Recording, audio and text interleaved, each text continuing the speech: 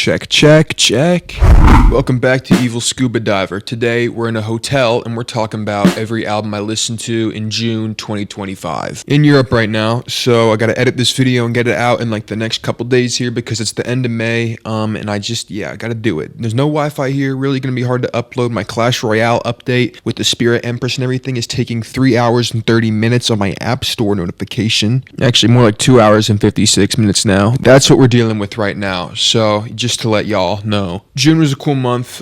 Released my own music, Search Session 1, which is 2 songs, Air Defense and Searching. 2 songs I'm really proud of, 10 minutes of music, just really what I've been feeling, sort of just creatively just like giving my brain and putting it out there for y'all. Expect more of those. I'm having fun with them. I'm making a lot of music and I want to share it with y'all. It's like the beauty of it, right? So let's just hop into some music and talk about some stuff, all right? First album, Debut by Bjork. Listen to Vespertine, listen to Homogenic. Those two really show me that Bjork is kind of generational. She's ahead of her time. She is freaky. And I wanted to see where she came from. And that is Debut, which is her debut album, which is pretty, funny. I like that title. It got a sense of humor to it. And this album kind of has a sense of humor to it too. It's very carefree. It kind of is just having fun. It's not trying to be big. It's not trying to be bold. It's not trying to be an explosion. But what it is trying to do is take these little European sort of inspired dance beats and add like a quirky feel to them and have Bjork come on them and sing in cursive and whatever she does and just make a really interesting sort of pocket for people. This is the mid-90s when she releases this thing, so it's gotta be pretty weird for people to hear the first time, but I feel like the production is really what guides this whole album. Like, it's the reason it's not just like a weirdo freak show. It really is sort of like an inspired, interesting, creative vision. It kind of guides you through this little dance, quirky, upbeat thing. Also, like that weird, it's towards the second half of the album, there's this weird interlude where like there's jungle noises and there's just like sound play where you're just in the jungle for like a period of like 20-25 seconds or something. That really stuck with me. I was like, oh damn, that's a really cool moment. Like I like that they put me in the jungle for something. You know what I mean? That's sick. Hell yeah. So that's my thoughts. Next album, Super Tecmo Bow by Boldy James and The Alchemist. I said this album had a lot of suave beats. I think The Alchemist is really smoky with it. JPEG Mafia recently tweeted, The Alchemist and Earl Sweatshirt have been making like the same music over and over again for the past 10 years.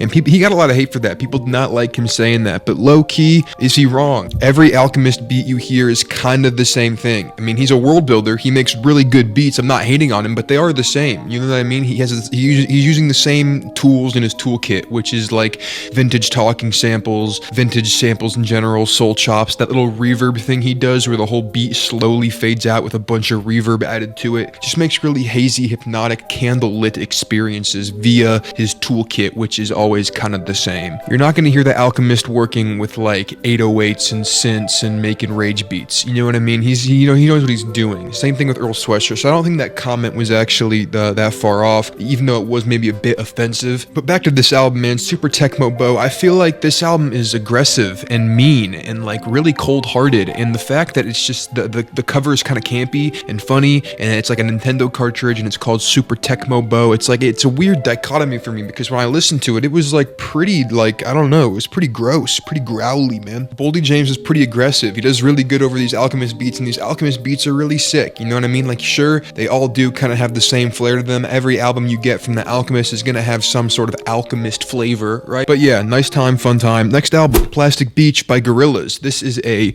shades on type of album. One thing that hit me around this time listening to it, one thing that was kind of spiraling through my head is that it's a long album. It's kind of bloated. Like the tracks on the last half of the album, some of them don't need to be there simply. I just think it would run way smoother if it was more cut and dry and just sort of, I mean, take out 5 songs. Take out 5 songs and we got a nice, concise little plastic sounding world building project. And it is still that. It's a world building project. It's really cool. Like I close my eyes with White Flag and I hear these like characters comedically, running through like a village town, just like rambunctiously destroying jewelry, almost kind of like those 2 rambunctious comedic relief characters in the Pirates of the Caribbean. Like I see these 2 people on White Flag sort of just like bouncing off each other like that. Super Fast Jellyfish is in the concept, Empire Ants is in the concept, Rhinestone Eyes, Plastic Beach, the title track, Pirate Jet, they're all fitting the concept. Glitter Freeze as well, the instrumental, I think that's a really cool choice just to have an instrumental thrown in there. It's pretty nice, it's pretty glittery. All the songs, all the sounds, they fit the concept, but is the concept 100% fleshed out, complete? I don't know. I don't really think so. I think you could take away Sweepstakes or maybe rework it a little bit.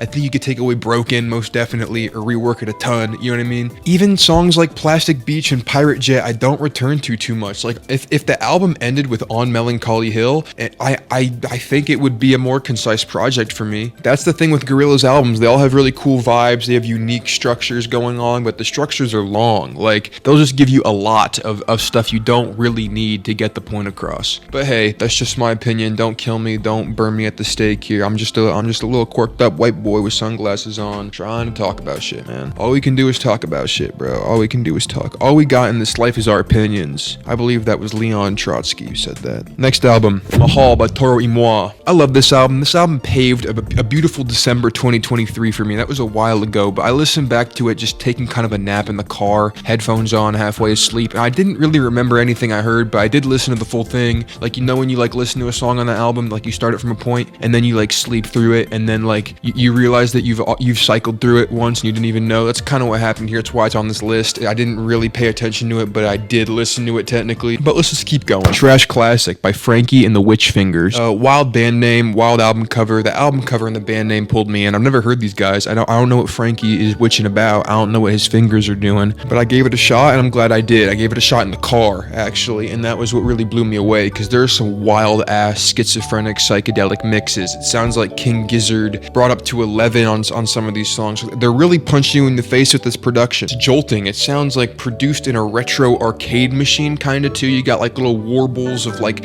arcade cinch patches rolling through. The lead singer's going crazy. When he is singing, it kind of sounds like the rabid dog on Tom and Jerry, who's just like, I don't know. I picture. Okay, that's what it sounds like. But this album is like hard rock, but more Ariel Pink. There's a lot of personality in this thing. There's a lot of personality. This would be like the type of album that Roderick Heffley would listen to and be inspired by. Like Loaded Diaper hella would love like this band. They'd probably open for him. So if you're into that synopsis, go check it out, man. Frankie, you did some cool work. I like it. Next album, Lateral by Brian Eno. This is one of those ambient sleepy time albums, almost like too ambient sleepy time. Like every song, there's 8 songs. They're all titled Wild Country for some reason. Wild Country 1, 2, 3, 4. They're all the same guitar plucks. The album starts out with these 3 soft guitar plucks that sound like soothing little quiet church bells or whatever, and the whole album is continuously just that motif over and over again every 20 seconds, but you got like these sweeping tones of like 300 hertz, 200 hertz, whatever, I don't know, synth they're using, whatever synth patch, whatever sound effect they find that can bubble throughout your headphones. They're just panning them in a certain way through these songs, so it sounds like giant Star Destroyer spaceships sort of just rotating around your skull as you're laying down in bed trying to fall asleep. Slow robotic ships just like churning over you. You know what I mean? That's what I'm getting from this thing, and it's pretty nice. It's perfect for sleeping. I used it to sleep multiple times this month, so no complaints. Yeah, perfect album to sleep to. Check it out if you're an insomniac. Check it out if you want to.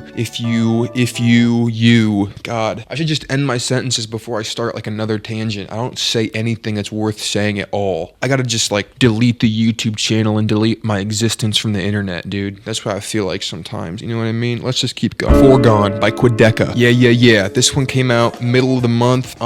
Pretty nice. Came out the same day as Search Sessions. He just dropped that like on everybody's face. Didn't tell any about it. Anybody. Oh my god. Unintentional. I planned my release like a week ahead, and he planned his release and didn't tell any, and just dropped it on our faces. Whatever. It's whatever. I don't have beef with him or anything. But it's a piano ballad. It's an 8-minute long piano ballad with an insane outro that sort of orchestrally blooms forward. The beginning of the song too, that's a lot of effort for just like a beginning. You know what I mean? Like those first 40 seconds, damn bro, you had to track all that. You had to make the tempos sway and change. There's a lot of work going into this, a lot of care and attention. The chord progression too, it's melodic, but it's melancholy. It like fills me with a sense of weird existentialism or something. It's very hymnal, very church themed. People have been saying it like it's teaching them religion. The song is making me religious. I think the melody's nice. I really am blown away by the outro though. The outro is my favorite part. I just love when stuff blooms and stuff is just like crazy and weird, and you got all these instruments like guiding you through this warped little area, and he's doing that, man. I mean, you got those like jittering strings in the back building up. You got those paint splattered drums. You know what I mean? It's like it's a feat of creativity. It's really nice to see. And yeah, I think that's a really cool song. It's the second to last song on the album from what we know, because he did post like a track list teaser. There's still a crescendo moment. There's still like a finality point to this album we haven't heard yet. And that's very interesting to me, because this is a pretty big finality point. So, you know what, Quedeca, thank you, man. Shout out. I'm excited excited for Vanisher. Can't wait to review it next month. Next album, we got an EP, Sideways by Shy High. Shy is dropping some old school 21 Shy High type of stuff. The main feature of Sideways, the EP, is the song Sideways, which he produced as a demo back in 2021 or something, or 2022, and he was teasing that on TikTok. I remember it. And yeah, it's back and it's released now 3 years later with a new verse, a new style, a new thing going on, but the same beat. And all four of the songs in this thing, like Follow the Plot and all that, they're all kind of the same style of this dusty, sort of like wavy, Madlib-esque, but at the same time very grayscale, smoky production that Shy High's good at. And I think it's not like he's copying himself. It's not like he's going back to his roots technically, or like or reheating his old nachos. What he's doing here is he's just producing how he produces, but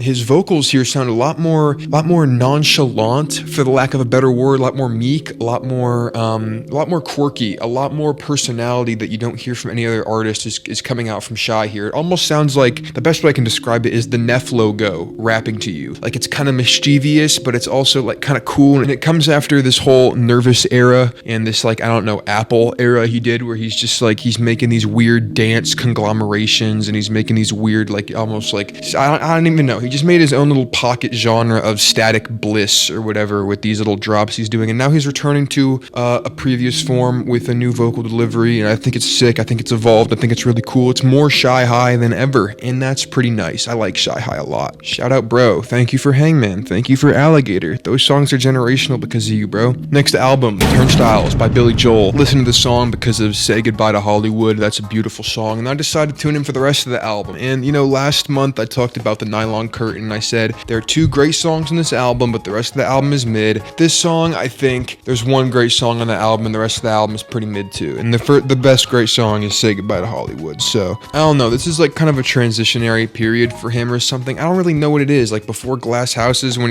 he caught his second wind of sort of like artistry, I feel like I don't know, 52nd Street and The Stranger, those were pretty high key, just like beautiful albums off the bat. And this one, it just kind of seems like it's, I don't know, it just seems like Billy Joel making music that he's just making it. He's just making it, and he's not having any sort of vision behind it other than like it's Billy Joel music. More Billy Joel for you. More Billy Joel. There's no like sense of like, I don't know, invigoration, or like, here's something I have to say, or this is an interesting point I want to convey in this weird abstract piece, It's kind of just here's some Billy Joel. So that's how I feel about it. The last song, Miami 2017, is really interesting though. Lyrically, I think, it's strikingly insane. It talks about how the World Trade Center like falls or burns or something. It talks about how Florida turns into water. It talks about people moving from the Palisades because of like some like grand event or something. Like, it's weird. This song, if you listen to it lyrically, it low-key kind of predicts 9/11 and the California Palisades fire, which is wild. And I wonder how Billy Joel thinks about this song now, because he wrote this in like the late 80s, and everything he said kind of came true to a certain extent, which is, yeah, wild. So that's my thoughts on that album. Not too much to say. He does have a song where he talks about like doing coke, and now he's like growing up, and it's like, oh, those were the good old days, but we have to become mature now. And it's like, okay, so you're just blatantly kind of saying, or at least giving this character study of somebody who's like done drugs and knows he has to change, but still doesn't reflect on it in a bad way. He reflects on it as like a good moment in his life, like a part of the era. And I thought that was interesting, like an unreliable narrator ass song. I love unreliable narrators in music. I got a few songs like that. Cookin', Brewin', Out.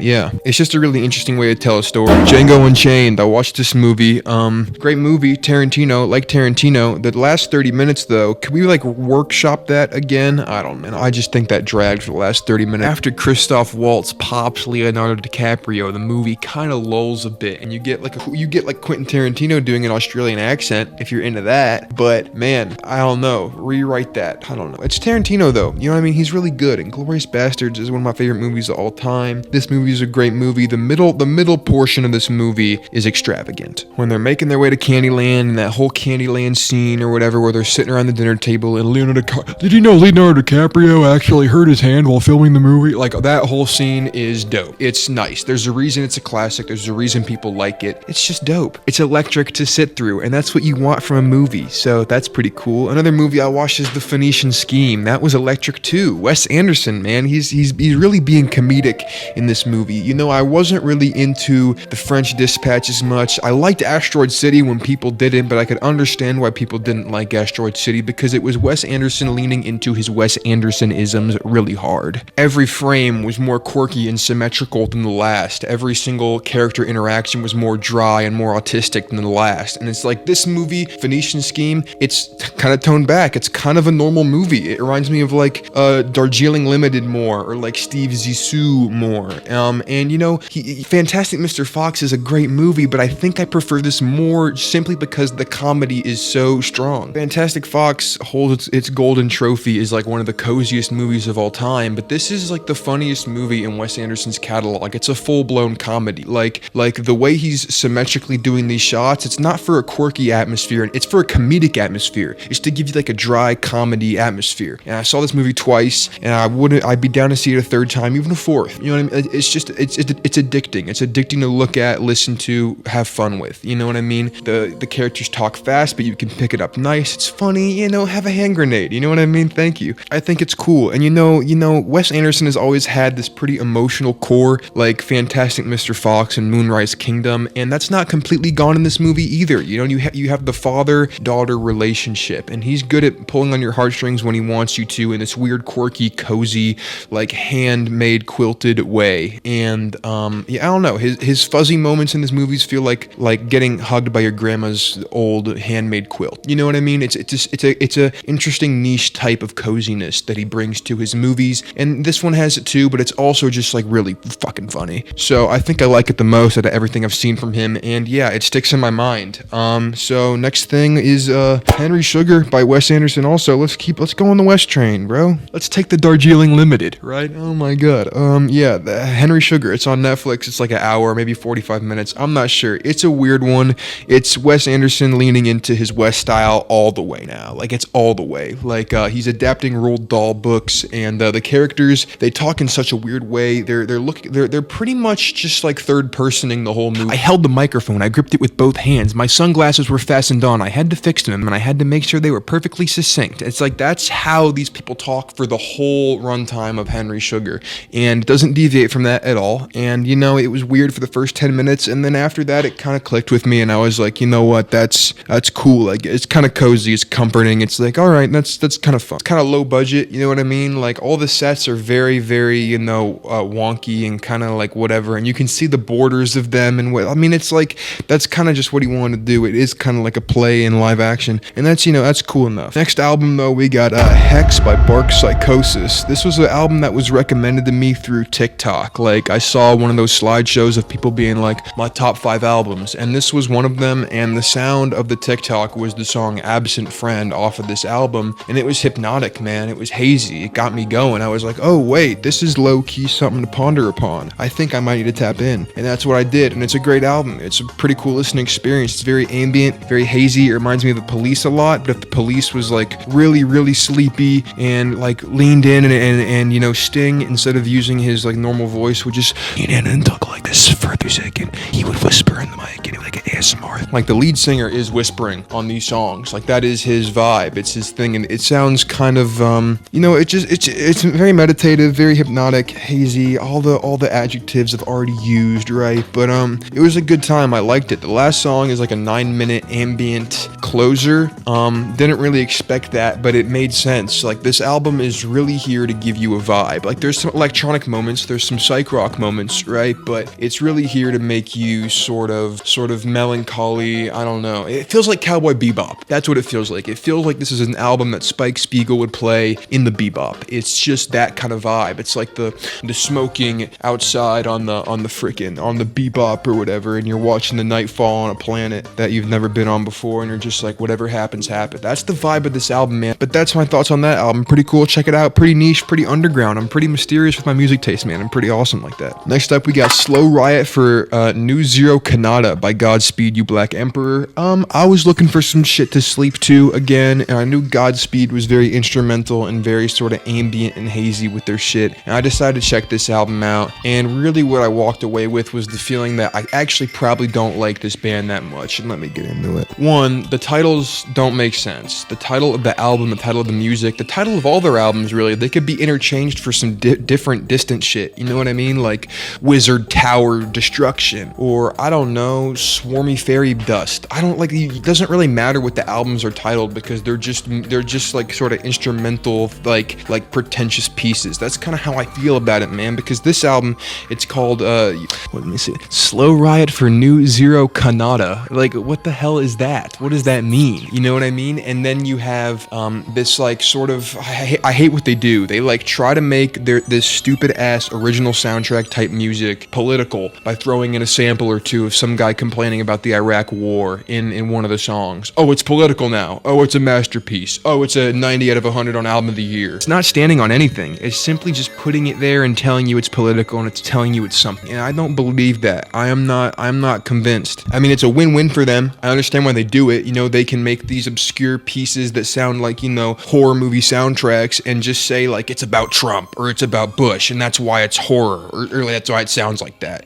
But to me, it's just, I mean, and people will like take that at face value and just be like, oh yeah, like that really represents the melancholic times we're living in, right? Like let's stand on something. Let's actually try and make me feel something here. This is no Schindler's List of an album, man. This is like a Wall Street Journal think piece of an album. And that's kind of what I think about all their music right now. That might change if I dive deeper into them. If you guys convince me in the comments, or if something happens, my brain switches and I become like a crazy super 180 on them. But like for right now, I'm not really messing with the vibe that they're putting out, man. I wasn't very positive on that, but it's okay. You know what? That's my opinion. If you don't like my opinion, you're bullying a little boy in his heart, right? So think about that. This Logic Pro icon keeps popping up at me, and I don't like it. Oh my God, dude, leave me alone. I'm trying to record a video. But let's get more positive here. Oh no, we're not gonna get more positive. We're talking about Murda by Lil Yachty, the single, because oh God, that was the next thing I listened to. And yeah, man, Lil Yachty, I don't know what to say, man. I was really excited when he dropped Let's Start Here. That was like a highlight of life, and you know, I thought that was awesome. I was like, oh my God, Lil Yachty is going to evolve and bloom into a butterfly in front of our eyes. And now he's back to like when I was in freshman year and he dropped Tesla. Like that's kind of how it feels. You know, in a freshman year of college, by the way, I'm not that young. But basically what I'm getting from this drop is Lil Yachty just doesn't want to show out. I think he's comfortable. You know, he gave us the one album that was really cool with Say Something and Drive Me Crazy and the Black Seminole. I thought he was going to give us more of that, you know, experimental side of him, the side that really cares about music and the artistry, but really we're just getting some of the same stuff we got from him for the last 2 years, and the beat isn't pushing anything new. It sounds like something Ian would rap on, and that's not very good. The mix is flat, the 808s aren't there. I feel like I don't know, man. It makes me sad. Lil Yachty, lock in. I love you. Okay, that's all I can really say. Next thing, Search Session 1. I dropped that. That was one I'm really proud of. A little drop I'm proud of, man. Just 2 songs for y'all. The first session, you know what I mean? I have a grander plan in my head here with the sessions. I don't really want to reveal it though, because then it ruins the whole mystery and the whole surprise and my whole like thing that's driving me to be an artist right now. This grand vision I have that's gonna blow everybody away. Whoa! So just keep an eye out. More sessions coming. We're searching. It's a searching summer, right? We're all searching and shit. I guess. And yeah, listen to that if you haven't. I'm really proud of it. Spent a lot of time on it. And yup. Next thing, Phantom Island by King Giz and Liz Wiz. They're back with a new album that sounds different from the last one. Again, that's kind of how they do things, but this one is kind of a continuation more of like the Flight B175, B157 album, where it's like you know, they're rotating the vocalists around and they're doing different things, and it's more rock and roll centered, mixed with more jazzy, upbeat live instrumentation. It's pretty sick. It's a pretty cool, neat risk. The drums are sounding metal as hell. You know what I mean? Like they're just riffs all over the place on the guitars, fills all over the place on the drums. It really sounds insane, but the one issue I have with the album is that the mixes are just a little bit too King Giz. I mean, we've heard Nonagon Infinity, we've heard how they sort of mix their albums, except for Polygon Dwanaland. I think Polygon Dwanaland is their best produced mixed album, low-key, but like this one, it sounds a bit flat to me because we have so many instruments in here. We have trumpets, we have saxophones, we have these guitars, this bass, we have these insane crazy fills in the drums, right? But we're not giving them space to bloom, really. Like I wanted this record to be like a 4D Panasonic Vision experience in my headphones in my car, and that's just not simply the vision they're going for. They're kind of going for their same, you know, dusty psych rock, you know, vocals sounding like they're recorded on like a megaphone type style, you know what I mean? And you know, it's cool and all, it works, but you got these trumpets, saxophones. I would love it to bloom. I would love it to bloom, man. That's really that's a thought that gnaws at me in the back of my head when I listen to this thing. So that's how I'm feeling, and it's all right. I like where they're headed. You know what I mean? I like where they're headed. This is still an interesting album. They're still changing it up, and that's why they're so exciting to listen to time and time again. You know what I mean? So next album, Fuzz by Fuzz, self-titled album. I never listened to this thing. I tried to give it a fair shot, but it just wasn't my thing, man. I'm a big production guy, and this thing just sounds like a live album. Doesn't sound real. It sounds like 300 hertz, 200 hertz, boomy heaven. The vocals are way in the back. They're reverb to oblivion, but it doesn't sound like good reverb. It sounds like they're trying to hide the vocals because they don't sound good type of reverb. It doesn't sound complete. It doesn't sound, it makes me kind of depressed thinking about it, honestly, because the band, they had to record all this stuff, and they came up with these songs. They came up with a whole album material, self-titled it. They got a cool album artwork, and they got the mixes back in the masters, and it just sounds dull, like it was recorded 5 feet away, like the whole band is just like away from the mics in the studio or something, and everything just sounds muddy and not there. And especially when you listen to Frankie and the Witch Fingers from earlier in this month, and you listen to this album, it's not really a contest. It's sort of just, it's like a before and after pick, where you have like the 220 pound 30% body fat guy and the 225 pound lean, like 12% body fat, biceps the size of Mazda trucks. And I don't know, I just don't know how, if I was a part of this band, I wouldn't speak up about how this album sounds. Like there's, oh my god, you know what I mean? Like guitars, bass, drums, like we know how to make that sound good. Like people have done it before. I don't know where they're going with it, personally. And that's my thoughts on Fuzz. So sorry, Fuzz. I don't know what the fuzz was about with you. I don't know what the fuzz was about with you. Shit. Heavy Metal by Cameron Winter. This album came out December last year. I remember when it came out. I specifically remember seeing the music videos come out and people say about how awesome of an album it was. And I just didn't listen. I don't know. I just, for whatever reason, Cameron Winter in my head was like kind of like an enemy to me. When people said they liked him, I always thought like, oh, fuck you. I don't know why. I just kind of had that in my head for a good like 5 months there. But I listened to the album and it's beautiful. So, I mean, I was just tripping that whole time. I listened to this album a lot of times since I've first listened to it. And, watching the Wes Anderson movies too, there's kind of a Venn diagram through line here. Like Cameron Winter's album Heavy Metal kind of has the same quirky quilt handmade feeling as a Wes Anderson movie does. It's like a storybook unfolding in front of you with a very melancholic, lead singer floating you through it. Like Lou Reed, I don't know, there's a tremolo in Cameron Winter's voice that's unlike anything I've ever heard of. It's like the low frequencies of his voice warble and have amplitude, and you can hear the waveform of his voice in the low frequencies really prominent. Cameron Winter has a 60-year-old old soul vocal style voice, and I think that's just like dope. It makes him so interesting to listen to. Drinking Age was devastating to hear for the first time. Also mesmerizing because that glockenspiel you hear in Drinking Age when it pops in for the first time and it low-key just kind of warbles there for a second in your ear. I was just like, oh shit. I don't know if I'm ever gonna stop telling myself everything is lying.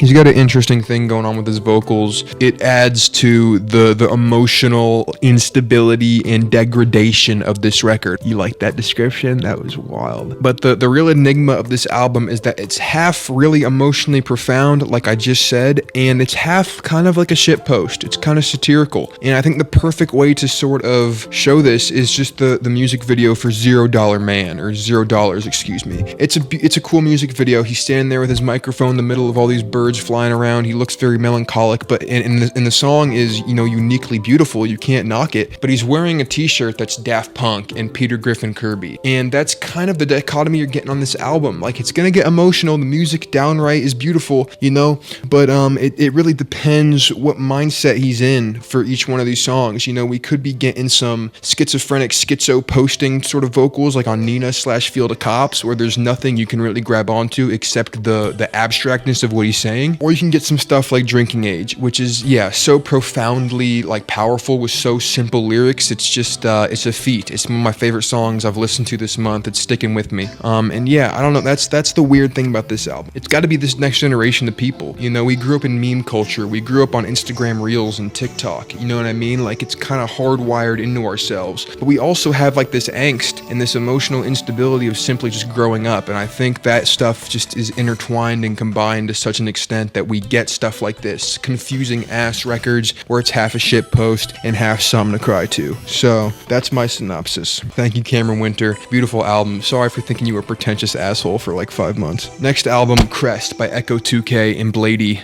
Yeah, listen to this one real quick. Re-upped on it. I remember when it dropped, it was my first Trash Island label experience, and that was, you know, a fun time. And returning to it, man, it still sounds awesome. It still sounds like a plastic cartoon. Sounds like a fairy tale of feminine energy. Blade and Echo 2K are just trying to out-feminine each other on every song on this record. The way they use their vocals, their voice, the production, you know, is just like, it's top-tier fairy tale, Fruitigear Arrow aesthetic. Like, it's just a one-of-one thing. This is my favorite project from Blade. It's my favorite project from Echo 2K, and I think they did something here that nobody really talks about. It's just, yeah, man, they made Fruitigear Arrow a real thing, and that's pretty cool to sort of talk about. So that's that one. Next album, we got Blush by Kevin Abstract. This is one of them ones, man. This is one of them ones. It makes me feel the same way I felt when I listened to Life of Pablo, and that is like one of the highest compliments I could give. I think Kevin made a little bit of an opus here, a little bit of a magnum opus, if you do say so. Kevin is proving himself as like a top tier collaborator curator. He made Brockhampton, and that is like generational, and now he's back with Blush, which is like his new like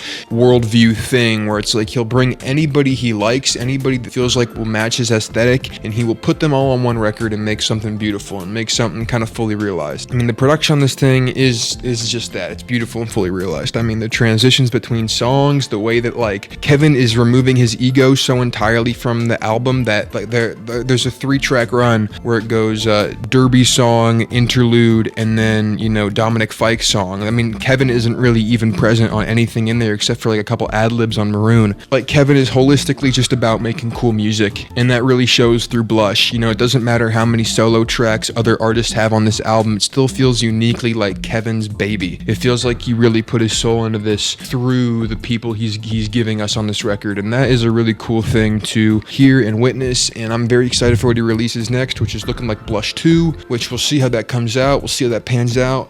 Yeah, man, it was a nice record. It was more cohesive than people give it credit for. People say this album isn't cohesive. I think it's cohesive the same way Life of Pablo is. You know what I mean? Like, there's a through line here. There's some like southern pop twang. The hi-fi mixing is a through line. The transitions are really good. The transition between song to song really makes the experience. You know what I mean? I really do appreciate this album. Quedeca showed out too. He executive produced this thing. He released it under his independent label in collaboration with Kevin Abstract's independent label. So they're kind of like buddy up in there. And that's really nice. I wonder if Quedeca gets paid because it's on his label technically. I wonder if he's like trying to like screw over Kevin Abstract, you know what I mean? Make like a $5 billion play. I don't know. But all I know is that this album, the music, strictly the music, everything about, also the cover. The cover is really nice too. It's very, let me talk about this. The cover captures kind of a zeitgeist right now, like the kid in the pajama pants and, you know, hunched over in his sweatshirt, and he's wearing the sort of analog headphones or the wired headphones, excuse me. I don't know. It's a very interesting, weird vibe. You know what I mean? In this school-ass looking library. And, you know, I think that works. I think it's very Blush. I think it works. It's blushed up. It's blushed up. Blushed up. And that is my thoughts on that, and that's my thoughts on June. That's everything in June. So hopefully you enjoyed. Like I said again, check out Search Session 1. It's out now. If you liked any of my opinions more than the other, comment down below what your favorite opinion was. Timestamp it. You know what I mean? I'll make sure to pander to you in the next video. But yeah, that's all for now. I'm chilling in a hotel in Europe right now, and I'm about to press the stop recording button. So that's what you're gonna get right now. I'll see you later. Bye.